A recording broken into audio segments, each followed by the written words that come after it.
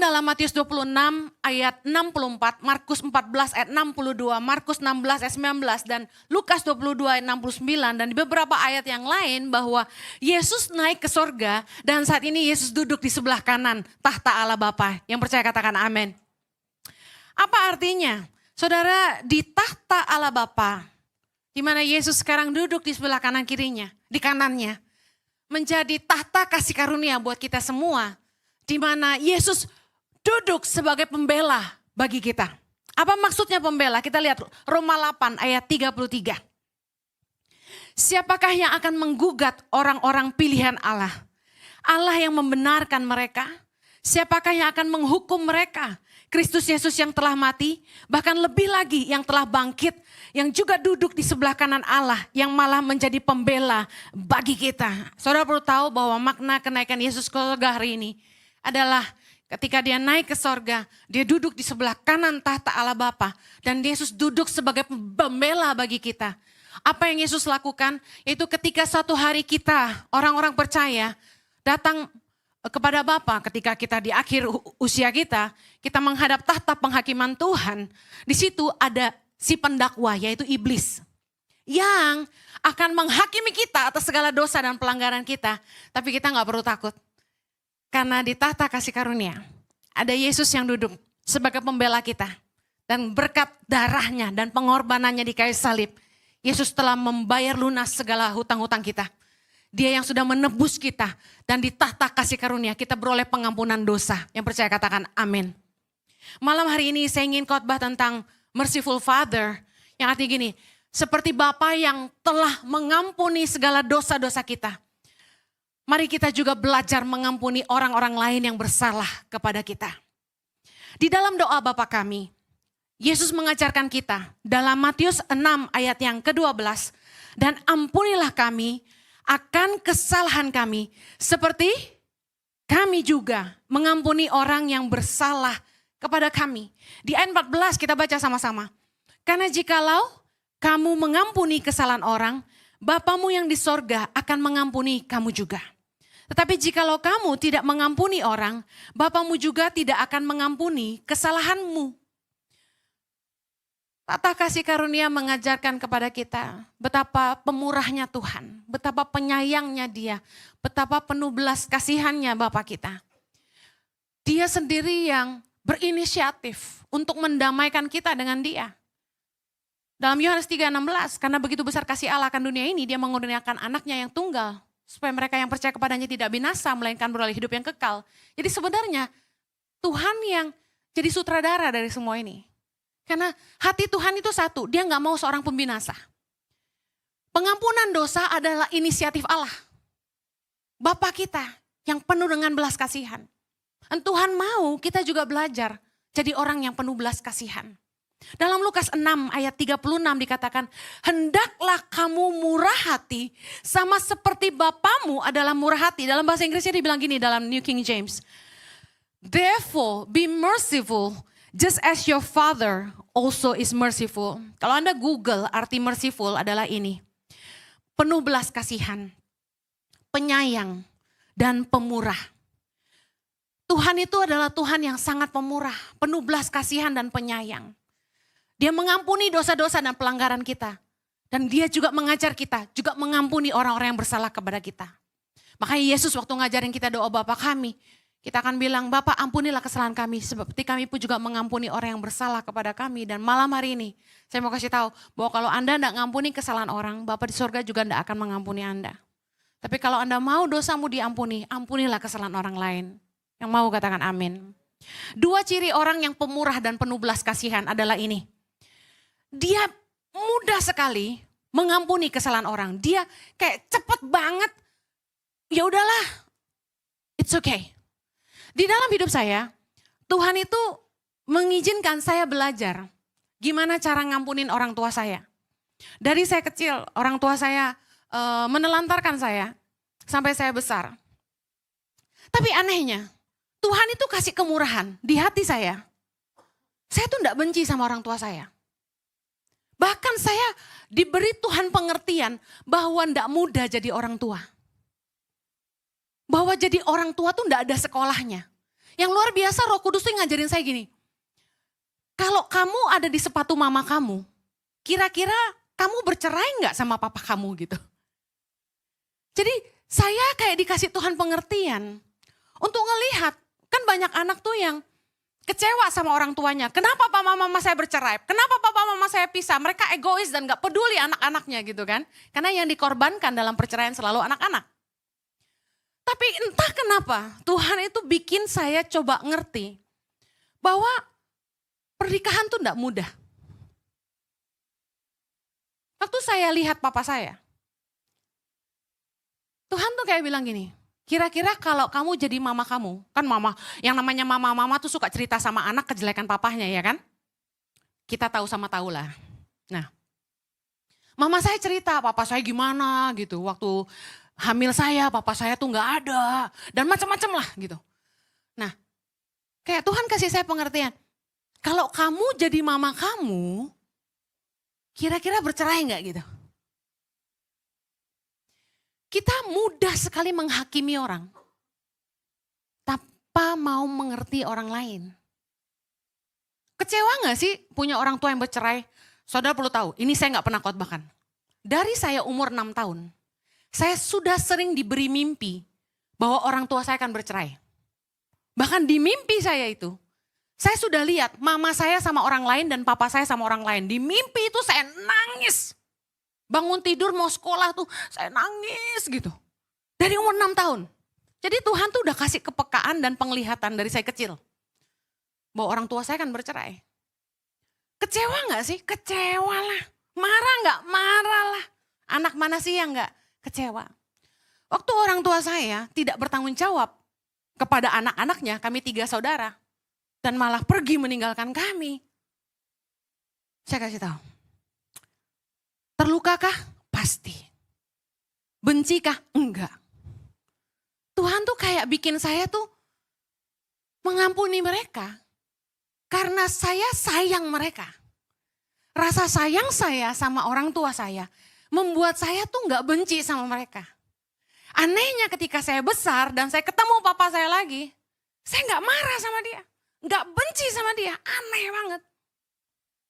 Tapi saya jadi ngerti gitu. Kalau kita itu ngerti kasihnya Tuhan, kita pasti mampu mengampuni orang. Orang yang pemurah dan penuh belas kasihan itu gak nyimpen kesalahan orang. Kalau Anda orang yang pendendam, orang bikin salah Anda simpen, orang bikin salah dikit, kecil Anda bikin besar gitu. Saya kasih tahu Anda bakal banyak penyakit. Bukan nyumpain, bukan. This is real. Saya lihat orang yang pendendam itu akar dari segala penyakit. Bolak-balik kalau orang, kenapa lu GERD? Kenapa coba? Asam lambung naik nih. Karena makan pedas asam katanya gitu ya. Makan tepung. No. Pikiran juga. Stres bikin asam lambung naik, bener gak? Kalau Anda benci kira-kira larinya kemana? Apa tuh? Zat dalam tubuh yang bikin kanker. Yang jual asuransi harus jago nih. Dokter? Hah? Karsinogen. Terus ada lagi. Sel buruk tuh loh di dalam tubuh. Saya jadi ngeblank. Apa tuh? Lupa gue, nanti Google di rumah. Waktu kita marah, benci. Itu sel-sel yang penyebab kanker dan teman-temannya itu malah jadi aktif. Tahukah Anda bahwa di hidup saya pernah disembuhkan Tuhan dari hyperthyroid? Saya lihat orang punya hyperthyroid itu ngeri banget. Bisa sampai mati punya katanya ya. Saya disembuhkan Tuhan dari hyperthyroid, you know. Satu kali waktu saya kerja di sebuah tempat, basi ceritain terus ya. Saya stres berat di tempat kerja itu. Saking stresnya, saya terkena hyperthyroid. Akhirnya saya sampai minum obat tiap hari, ditangani spesialis waktu itu, masih sangat muda. Dan ketika saya marah, pernah satu kali saya berantem sama Jojo. Masa orang nikah gak pernah berantem? Bohong. Saya satu hari lagi berantem sama Jojo waktu itu. Pas jadwalnya saya mesti di USG, ultrasound, tiroidnya. Karena check up kan setahun sekali. Pas lagi di ultrasound, dokter bilang, wih aktif banget nih. Dia kagak tahu gue lagi senewan. Saya lagi marah banget. Marah sekali. Sekarang enggak sih. Lagi bahagia. Yeay. Saking marahnya, itu sampai orangnya ngomong, ini aktif banget nih. Saya juga gak ngerti apa yang aktif. Dari situ saya tahu bahwa ketika kita benci, kita marah, kita nendam, itu tuh efeknya jelek banget ke kesehatan kita. Rata-rata orang yang sakit kanker kalau ditanya, kamu nyimpan kebencian ya? Kamu dendam ya? Nangis langsung. Tuhan mau kita sehat. Amin. Makanya kita harus ngampunin orang. Kita doa, Tuhan kasih saya kesehatan, kasih saya umur panjang. Tuhan bilang ini, ampuni dulu kesalahan orang lain. Seperti aku juga mengampuni kamu. Orang yang merciful itu enggak simpen-simpen kesalahan orang. Ingat pasti, namanya kita bukan pelupa, bukan amnesia. Kalau orang bikin salah kita ingat enggak? Ingat. Kalau bikin baik, lupa. Manusia kan gitu, yang bagus-bagus dilupain. Saya belajar di hidup saya, bikin kebaikan 100, orang gak ingat kesalahan 1, wah ingat banget gitu. Ya enggak? Apalagi kalau di gereja, pendeta pantang salah gitu kan. Salah ngomong, salah. Salah pakai baju, salah. Saya kasih tahu, kalau Anda murah hati, ada gak simpen kesalahan orang? Siapa sih yang gak pernah salah sama Anda? Tapi pertanyaan saya, apa Anda juga gak pernah salah sama orang? Ampuni. Orang yang gak gampang ngampuni orang, tuh biasanya orang pelit. Kok bisa? Soalnya yang gak pakai duit aja dia pelit, gimana yang pakai duit? Ngampunin kan gak pakai duit. Ada Bu, ngampunin utang. Nah itu beda. Saya tadi share gini. Saya tiap hari tuh di Instagram ada daily devotion, potongan khotbah saya. Ada di sini yang nonton tiap hari IG saya? Puji Tuhan. Yang belum? Follow dong, bertobat. Gimana sih? Parah. Ikut dong, tiap hari ada renungan ya, tiap pagi sambil nongkrong di toilet. Dengerin, lumayan lah ya. Saudara, saya lihat dalam hitungan, let's say setengah jam, itu yang nonton udah 14.000. 1 jam yang nonton udah 25.000, 33.000 kurang lebih. Tapi yang like cuma 1.000. Ini serius, yang like 1.400. Yang nonton banyak banget. Tapi yang like lebih sedikit, cuma 10%. Dari situ udah kelihatan, mau nonton gratis, like aja gak mau. Yang gratis aja lu pelit, tinggal gini loh. Guys, gue ajarin, double tap, tek. Ah udah. Cuma double tap, pakai telunjuk, pakai jempol, pakai kelingking bisa. Tek, udah. Yang begitu gak pakai duit aja, pelitnya banget. Gimana yang pakai duit? Boro-boro ngasih perpuluhan dan persembahan, betul gak? Haleluya. Tuh, pantang kan Ibu Heni ngomong duit langsung. Gak pernah di sini gak pernah dimintain duit, percayalah. Cuma dimintain persembahan. Iya kan kita pakai gedung mesti bayar ya. Nah, be merciful. Orang yang penuh belas kasihan, tadi yang pertama mudah mengampuni kesalahan orang. Orang yang penuh belas kasihan, yang merciful yang kedua, itu suka nolong orang yang susah. Suka menolong orang yang dalam kesusahan. Saya temukan ya, orang Kristen tuh kalau ngomong kasih paling jago. Tapi sayangnya kasihnya basa-basi. Saya meeting sama banyak orang. Coba presentasi tangan pengharapan. Ngomongnya 10 kali, yang bantu cuma sekali. Kebanyakan orang tuh selalu banyak alasan. Saya ketemu dengan salah satu orang terkaya di Indonesia. Dia bilang gini sama saya, ngapain lu bantu anak dari NTT? Ngapain lu bantu tuh anak-anak Kupang, anak-anak Papua? Mau ngapain? Dia bilang. Menurut pengalaman gua, dia bilang. Anak-anak begini mah di sekolahin gak ada artinya. Saya diam. Saya kasih tahu. Kalau nggak Tuhan yang suruh juga gua nggak mau. Kurang kerjaan apa nyokolain anak orang? Saya mau tanya, nyokolain anak orang mahal nggak? Ngidupin anak orang mahal nggak? Emang semuanya baik? Semuanya nurut? No. Makan hati? Iya. Kalau bukan Tuhan yang nyuruh nggak mau saya. Ampun deh gue. Mending nyekolahin anak keponakan sendiri. Betul nggak? Tapi Tuhan yang suruh. Saudara, saya lihat orang Kristen tuh. Kalau giliran bantu orang, kalkulasinya jalan. Persis kayak Filipus. Gimana duit 200 dinar bisa ngasih makan segini banyak orang? Dihitung-hitung. Saya kasih tahu kalau Tuhan perhitungan sama kita nggak napas loh gue bilangin. Hitungin aja oksigen berapa satu tabung. Kita nyedot for free. Buang juga lebih banyak. Satu kali ada seorang wanita datang ketemu saya di gereja ini. Dia ditinggal suaminya. Suaminya nikah lagi dengan wanita yang beda agama. Tinggalin dia dengan 4 orang anaknya. Yang paling kecil umur 5. Dia cuma single mom, kerja jadi admin, gaji cuma 6 juta sebulan, anak 4.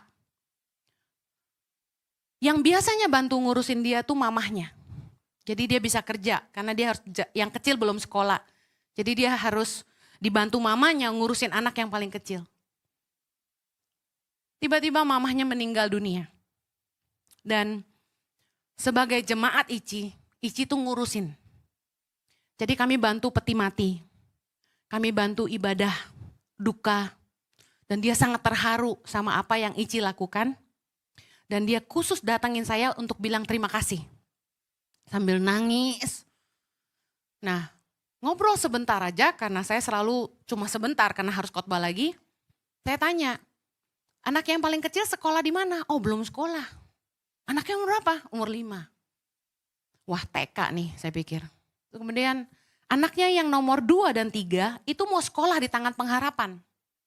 Udah daftar? Udah. Oke. Terus yang kecil? Belum. Mama gak ada, jadi siapa yang ngurus? Dia bilang, dia nangis, gak bisa jawab. Saya tahu, udah pasti gak ada yang ngurus. Jadi dia stres. Dengan waktu berapa detik saya langsung bilang gini, udah tenang aja. Anak yang paling kecil bawa ke sekolah Tangan Pengharapan. Meskipun kami gak punya TK, asalkan dia gak nakal dan gak lari-lari, duduk aja di meja kita siapin di library. Biar dia gambar-gambar, mewarnai, saya bilang nanti kita kasih makan. Karena kita kasih makan anak-anak di sekolah tiap hari. Boleh titip aja supaya kamu bisa kerja. Karena anaknya 4, suami gak ada. Mama meninggal, kakak adik gak punya, sebatang kara dia, bayangin. Saya gak banyak pikir, udah tolong langsung. Saya mau kasih contoh gini, jadi orang Kristen tuh jangan banyak mikir kalau nolong orang. Boleh pinter, tapi jangan kepinteran.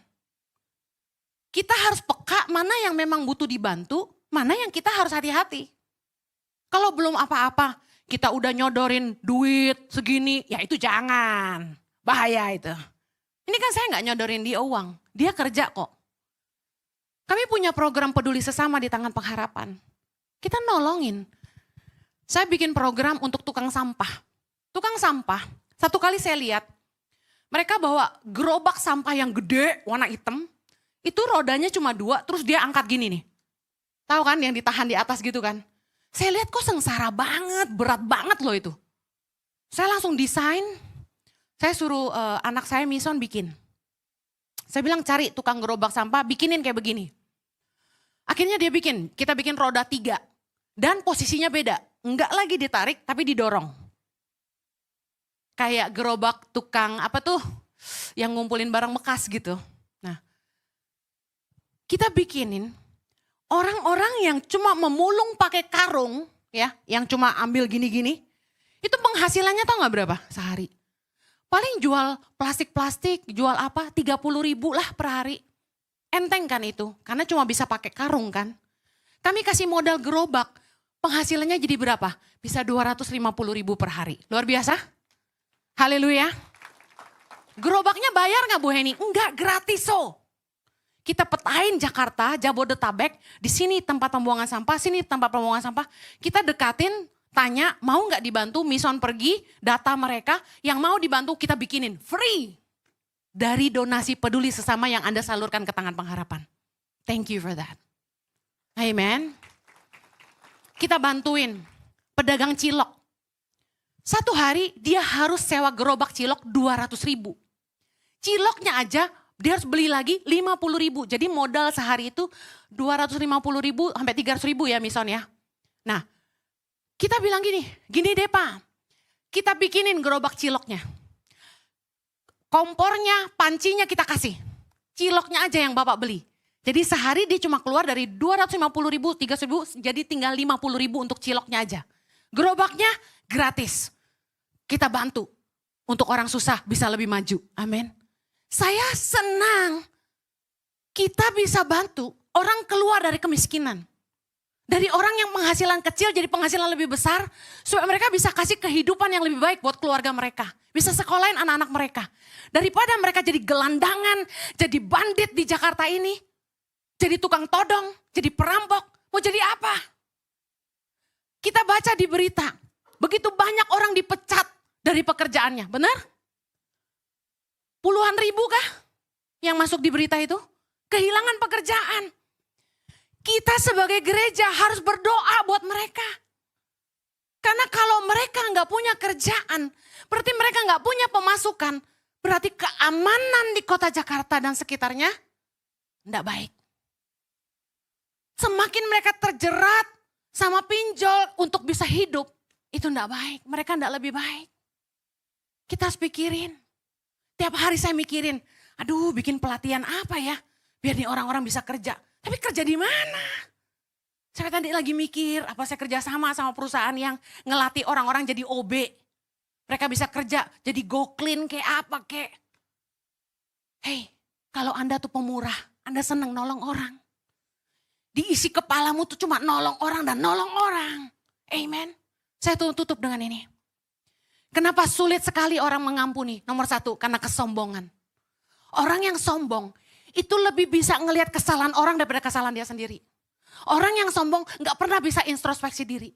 Sekalipun dia bikin salah, dia masih nyalain orang lain. Orang yang sombong itu merasa lebih benar dari orang lain. Dan hobinya selalu menghakimi orang. Matius 7 ayat 1 bilang gini, jangan kamu menghakimi supaya kamu tidak dihakimi. Karena dengan penghakiman yang kamu pakai untuk menghakimi, kamu akan dihakimi. Ukuran yang kamu pakai untuk mengukur akan diukurkan kepadamu. Ayat 3 kita baca sama-sama yuk.